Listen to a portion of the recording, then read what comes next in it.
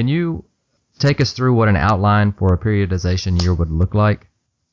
Yeah, definitely. Now, I'll tell you what, one of the hardest things I've had to do so far in my short career at this point is to try to build a high school strength and conditioning program from the ground up, especially from a programming standpoint, because there's a lot of variables involved as far as class schedules, multi-sport athletes that jump in and out of the program, having optional points in the year. So for me, periodization wasn't necessarily the biggest focal point per se. And the reason I say that is there's a lot of unloading as the year goes on. So there's a lot of times where the athletes actually aren't getting as much stress as you would probably need to worry about making sure that the programming, the sets and reps and everything is right on point. Because, from a periodization standpoint, we're trying to manage stress. We're trying to develop certain qualities and make sure that we do so correctly throughout a competitive year. It's not to say that we don't, I didn't plan at all. I certainly had a program, but for me, it was more about building relative strength first, then taking that and just trying to develop that strength further, and then eventually try to transfer that to power.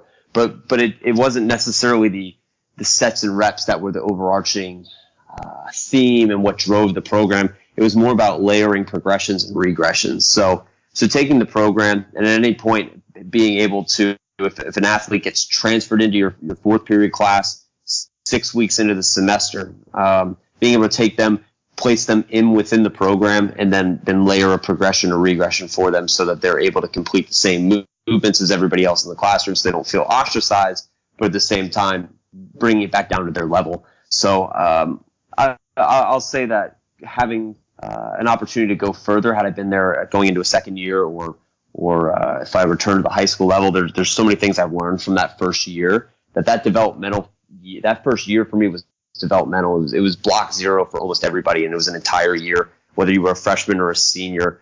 Most were just learning to move and move well. Most were just trying to load through those proper movements and get as strong as possible in those sound movement patterns, and then develop strength then develop more power through that. And then as the years would have gone by, being able to then layer that program out and have different tiers for athletes who advance and progress and be able to maybe do some more actual advanced programming, if you will. You mentioned on Twitter a little while back that you were going towards simplicity more. Did this come out of that process? Absolutely. And already from past experience, just working as a high school baseball coach who trained the baseball team throughout college, while I was in college, you learn that these young athletes, they're so adaptable, especially from a nervous system standpoint. So they have this great window for adaptation. And that's why, you could walk into, and I'm sure you remember from being possibly in high school and possibly having maybe not the best strength program or weightlifting classes, but dang, either way you got stronger. And it may have not been the safest, you may have not moved the best, but at the end of the day, you still got stronger. The same thing could be said for most 14 to 18-year-olds. They develop, especially early on when they first start training, they develop so quickly and they adapt. They're so ripe for adaptation that really whatever you throw at them, they're going to progress. But the simplicity, so that's the simplicity of the programming standpoint. But then let's just take that time, since we know they're going to adapt either way, they're going to get stronger. Let's take that time to kill as many birds as possible with one stone. And so let's teach them how to move properly. And if we can do that, if they can move well on top of getting stronger, now we're really accomplishing more than just, your average program. We're actually doing more. We're basically teaching, we're having, improving movement literacy and then getting them stronger throughout the process. So for me, it was, let's keep it simple. Let's just progress and regress movements as needed. And let's start them from the bottom, build them up. And then hopefully by the end of the first 9 weeks, they're ready for a little bit more of an advanced programming. But really, even from a sets and reps standpoint, it can be pretty basic for a whole year, and they're still going to see adaptation. So really, you're just trying to get the fundamental exercises down and then progress from there? Absolutely. Yeah, it makes it sound so simple, and maybe it was too simplistic of a model. And like I said, with an opportunity to go back to the high school level maybe one day, there might be some more advanced programming or things that I do. But at the same time, I saw success from a movement standpoint and a strength standpoint in doing what we did. So we can only get better. I only hope that my programming can get better with the kids, but just knowing that we were able to develop movement and get stronger was plenty for me. And so you mentioned earlier that you may have kids coming in and out of classes throughout the year. So say you get a new kid in the new 6 weeks, and what is your process in dealing with what that player needs to work on versus what in the team setting? And so do you have some absolutes that everybody does, and then you individualize from there, or how does that work? Yeah, definitely. I think that's the best way to look at it. So kind of just bucketing everybody. So starting with a giant funnel, almost, if you will, and bringing everybody into the program and knowing that no matter what, they're going to need to learn my staple movements or our staple movements, and then taking those movements and as I carefully watch them, knowing what their individual needs are. But I'll tell you what, when you get a kid that's 14 years old, a lot of them need the same things. We see the same common issues. Not to say that some don't, there aren't certain percentages that fall out of that. There are plenty that do, but the majority need a lot of the same things. They need to learn to move better. They need core stability. They need to learn what proper posture is, not only just standing statically, but they need to know how to then take that posture when it is sufficient and then make it more dynamic. They need to learn how to move their body in space. Most of them have problems or have difficulty differentiating between a squat and then a hip hinge and what the pelvis and the lumbopelvic region is doing. So what the lower back and the hips are doing. So if we could teach those things early on and then over the course of say 6 weeks. So for me, that was 2 cycles because we went in 3-week cycles. At the end of 6 weeks, I'd have a pretty good idea then if that individual needs something more specific than that. Complete guess here, but most of the listeners don't have a strength and conditioning coach. Is there a way that you can try and convey this and just being a coach and being able to do this? Is it accomplishable? I think so, yeah. But I think it's more about at that point just stepping back and not trying to do too much. So if I was to take a high school coach and say, look, so you're a high school baseball coach, you're trying to develop your own strength program. Let's make this as streamlined as possible. Okay. Understand that you probably either don't have a strength training program in place right now at all, or it's probably something that you did the best you possibly could to come up with, but there's some areas that we can improve upon. So let's just go ahead and just lay the foundation. What movements do you feel confident in teaching, and what do you think you can competently teach to them? If you feel comfortable teaching a squat, then that's a movement I think we need to hammer. If you feel confident teaching a hinge, then we do that. If we can lunge, push, and pull, we have a pretty good program just right there. Start the basics and then build up. If you can do those things, the sets and reps, all of that is going to be is going to have very marginal significance compared to the big building blocks that you can establish. So don't try to think too advanced or way out of the box. Just go with the meat and potatoes, and that's just teach your kids how to move. And your way of doing it doesn't have to be the same way as the way I would do it or any other strength coach would do it.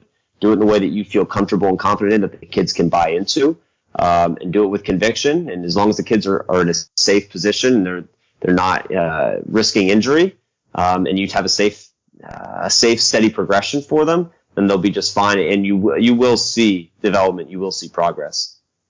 Now let's talk about training with heavyweights versus training with light weights and mini reps. For forever, baseball was said you don't need to get big. You lift heavy weights, you're gonna get big and bulky and whatnot. And now it's coming in. New research is talking about it being a power sport, and it's very short bursts of very heavy movements. Now, what are your thoughts behind that?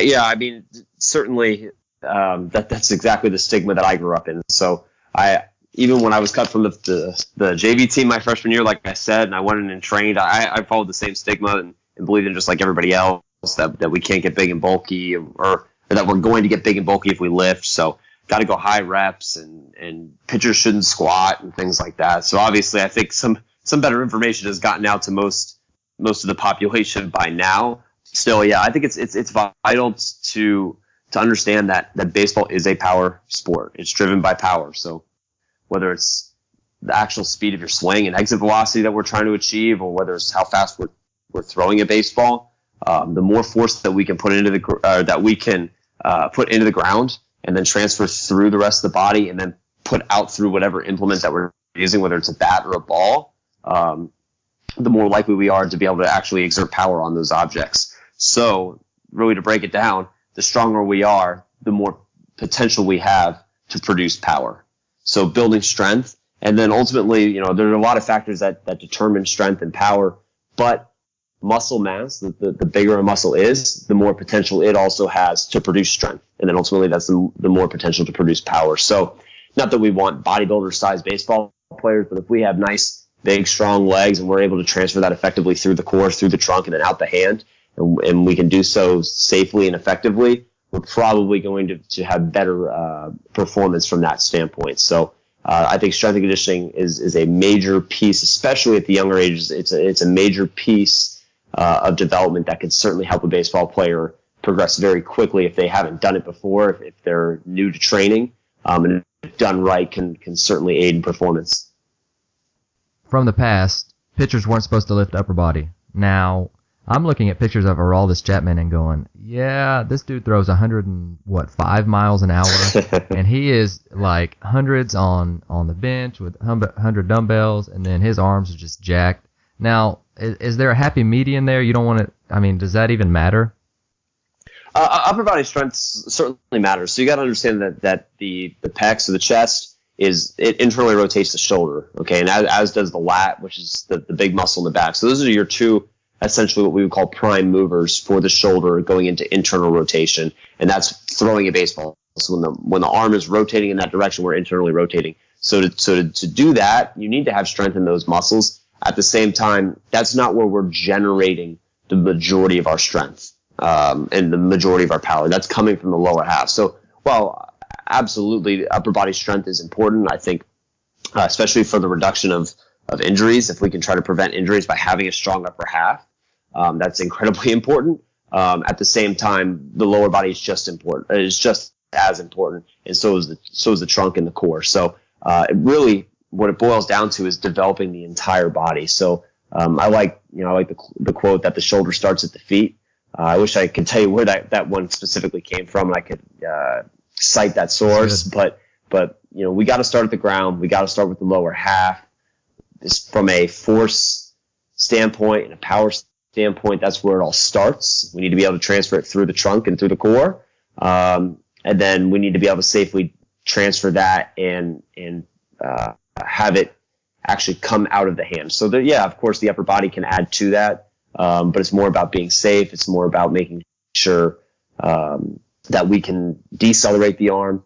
So upper body strength certainly is important. Everybody's going to do it a little bit differently. There's certainly people in our profession that have, there's those that do Olympic lifting. There's those that don't do Olympic lifting, those that lift heavy, those that throw weighted baseballs. Everybody's a little bit different. There's different ways to get the job accomplished, but at the end of the day, if you're developing the entire body, you're probably going to be in good shape.